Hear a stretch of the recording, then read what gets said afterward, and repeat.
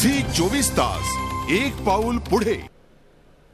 धडाका लावला म्हणजे जसं अभय टिळकांनी सांगितलं की ते धोरण लकवा होता सरकारचा, त्यातनं आपण कुठेतरी आपला निर्णय घेणारा अवयव आहे सरकारचा, तो जिवंत आहे हा दाखवण्याचा सरकारचा प्रयत्न, पहिला एक मुद्दा. आणि दुसरं असं की ज्या वेळेला आपण हे धडाका वगैरे म्हणतो, एक गोष्ट लक्षात घ्यायला हवी की यातली काही विधेयकं 20-20 वर्षापासून पडून आहेत ती. म्हणजे एखाद्या प्रश्नावर निर्णय घेता येऊ नये, म्हणजे किती काळ घेता येऊ नये याचं उत्तम उदाहरण याच्यावरनं आपल्याला दिसू शकेल. त्यामुळे ही सरकारची बऱ्याच काळापासूनची पडलेली खितपत पडलेली आहे काही प्रश्न आहेत हे मार्गी लागले. आणि त्यातला दुसरा महत्त्वाचा भाग असा की आता प्रकाश जावडेकर यांना बोलताना ऐकलं, प्रकाश जावडेकरांना एकंदर राजकीय आर्थिक त्यांचं जे काय असेल त्यांचं मत कळू शकेल आपल्याला, ताकद त्याची कळू शकेल आपल्याला, पण त्यांना आठवण करून द्यायला हवी की आता 26% 49% केलं म्हणून ते विरोध करतायत, पण 26%चा 49% करायचा निर्णय गुंतवणुकीला परकीय चलनातला हा त्यांचं जेव्हा सरकार होतं तेव्हा त्यांनीच घेतलेला आहे ना. त्यामुळे आता हे सगळं उलटल्यानंतर किंवा त्या खरोखर ज्या काही सुधारणा केल्या त्या घडत असताना त्याचा जर काही फायदा मिळत असेल तर तो काँग्रेसला मिळत असेल तर त्यांच्या राजकीय कर्माची फळं आहेत यांच्या, त्यामुळे तो विरोध त्यांना होत असेल आणि त्याचं काहीतरी राजकीय आणि अर्थकारण या लोकांनी मुळात समजून घ्यायला हवं. आणि दुसरा भाग त्यातला असा आहे की ज्या वेळेला आपण निवृत्ती वेतन त्या संदर्भातल्या काही घटना बघतो तिथे एक गोष्ट लक्षात घ्यायला हवी की देशातला जो काही एकंदर काम करणारा वर्ग असेल, वेतनदार नोकरदारांचा वर्ग असेल, त्यातल्या फक्त 12% लोकांना फक्त आता ही सुविधा उपलब्ध आहे. आणि 12%च्या पेक्षा जेव्हा हा प्रश्न पुढे येतो तेव्हा अनेकांना ही सोयच उपलब्ध नाहीये. कारण तुम्हाला ज्या पद्धतीनं सरकारचा किंवा या व्यवस्थेचा खर्च वाढतोय त्या गतीनं हे निवृत्ती वेतन वगैरे देणं शक्यच होणार नाहीये. आज अनेक मंत्रालयांमध्ये किंवा अनेक खात्यांमध्ये असे प्रश्न आता निर्माण होणारे होऊ लागलेले आहेत की त्या खात्यामध्ये कर्मचाऱ्यांच्या वेतनापेक्षा निवृत्ती वेतनावरचा खर्च अधिक आहे. अशा वेळेला परकीय कंपन्या किंवा या क्षेत्रातल्या कंपन्यांना संधी देणं, त्यांच्या व्यापार पद्धतीनं हा प्रश्न पुढे नेता येणं हे अतिशय आवश्यक होतं. त्यामुळे तुम्ही मगाशी सुरुवातीला ते म्हणाला होतात की तुमच्या पिढीच्या पोरांना प्रश्न वगैरे पडत आहेत, तुमच्या पिढीच्या पोरांना खरोखर प्रश्न पडत असून त्यांनी थोडासा अभ्यास करून या घटनांचं स्वागत करायला हवं, कारण अतिशय पुरोगामी अतिशय चांगले निर्णय आहेत हे. निश्चित अतिशय पुरोगामी आणि अतिशय चांगले निर्णय आहेत असं म्हणतात गिरीश कुबेर. भालचंद्र कांगोंच्याकडे आपण जेव्हा कांगो, डाव्यांचा विरोध आहे, तृणमूल विरोध करतेय, इतर बाकी जे सगळे पक्ष आहेत विरोध करणारे ते सगळे आपल्याला माहिती आहे, का विरोध आहे? दोन गोष्टीकडे मी लक्ष वेधू इच्छितो. एक तर पंतप्रधानांनी हे निर्णय घेण्याचा धडाका ते G20च्या बैठकीला जाऊन आल्यानंतर केलेला आहे. एकीकडे आपण म्हणतो की आपल्याकडे परदेशी गंगाजळी नाही आणि आपण युरोपियन देश आर्थिक संकटात आहे म्हणून IMFला कितीतरी $1 मिलियन मदत करण्याचा निर्णय सरकारने जाहीर केलेला होता. म्हणजे आपलं लक्ष हे परदेशांना मदत करून त्या बाजारपेठेवरती आणि त्या बाजारपेठेवर अवलंबून असणारं असं एक नवीन आर्थिक धोरण आपण घेतो आहोत. खरा प्रश्न जो आहे तो रोजगार निर्मितीचा आहे. जगामध्ये 2 मॉडेल डेव्हलपमेंटचे विकासाचे होत आहे. एक जे शेअर होल्डर मॉडेल आहे, ज्याला आपण अँग्लो सॅक्सन मॉडेल असं म्हणतो, की ज्याच्यामध्ये रोजगार निर्मिती हो का न हो, नफा कमवून शेअरच्या किमती वाढल्या पाहिजेत, मग बाकी काही जरी झालं तर चालेल, अशा प्रकारचं एक रॉमनी म्हणजे आज अमेरिकेमधले जे रिपब्लिकन पक्षाचे कॅन्डिडेट आहेत ते मांडणारं मॉडेल आहे की रोजगार निर्मिती जेव्हा होईल तेव्हा होईल, नफा कमवणं आणि शेअर होल्डर मॉडेल आहे. दुसरं जर्मनीचं स्टेक होल्डर मॉडेल आहे की रोजगार निर्मिती टिकली पाहिजे, रोजगार निर्मिती वाढली पाहिजे आणि सगळ्यांचे म्हणजे उत्पादकता करणारे कामगार, त्याच्यात पैसे गुंतवणारे सगळ्यांचे हितसंबंध सांभाळणारं मॉडेल असलं पाहिजे. दुर्दैवाने आपल्या पंतप्रधानाने या दुसऱ्या मॉडेलला रजा दिलेली आहे.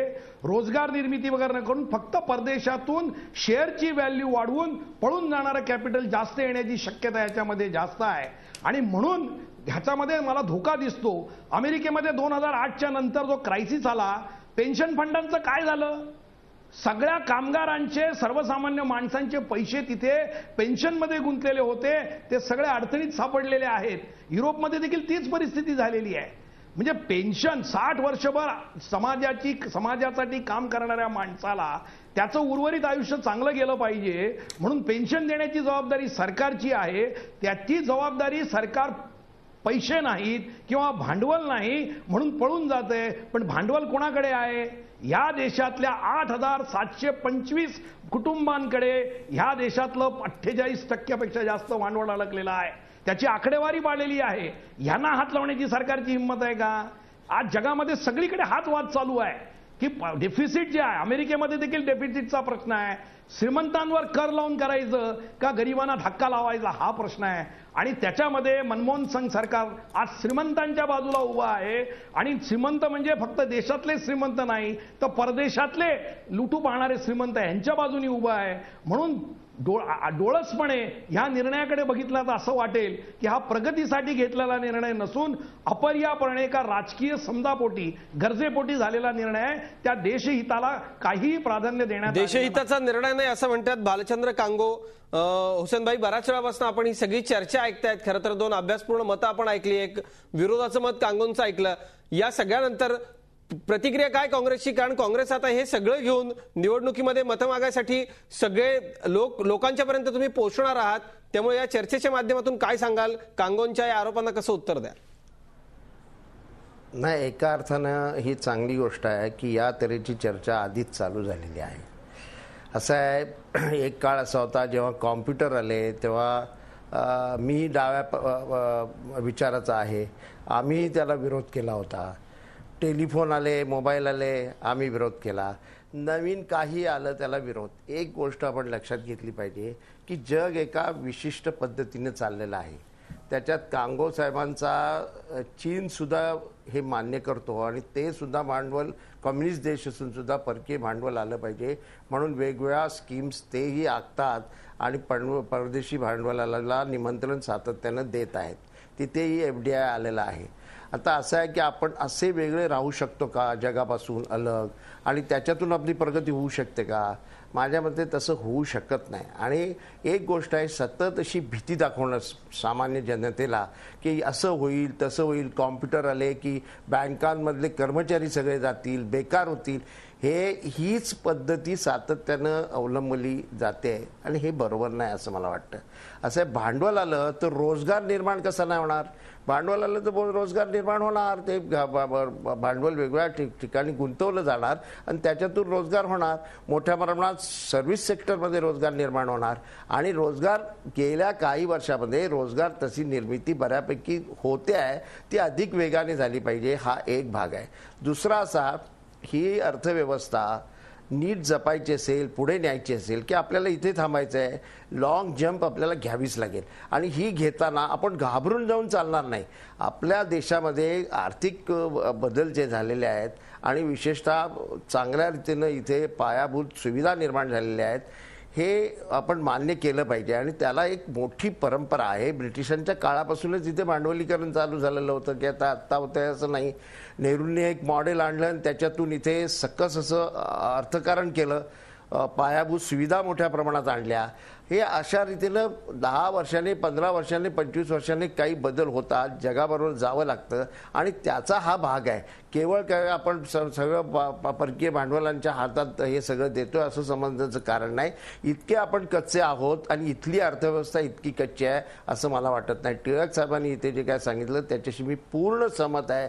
गिरीश कुबेर बोलतात त्याच्याशी मी पूर्ण सहमत आहे. शेवटी असं आहे, सातत्याने विरोध करत राहणं हे बरोबर नाही असं मला स्वतःला वाटतं. आणि आपण हे सगळे निर्णय नेमके कशासाठी घेतलेत या सगळ्याचा अत्यंत मुद्देसूद आणि अभ्यासपूर्ण चर्चेमधून हे आपल्या समोर येते. आर्थिक सुधारणांचा फायदा नेमका कोणाला या चर्चेमध्ये आपण यापुढेही अनेक महत्वाच्या विषयांवरती या सगळ्या तज्ञांना विचारणार आहोत, त्यांच्याशी बोलणार आहोत. एक छोटासा ब्रेक घेतोय रोकटोक मध्ये. कुठे जाऊ नका, पाहत राहा फक्त झी 24 तास. झी 24 तास, एक पाऊल पुढे.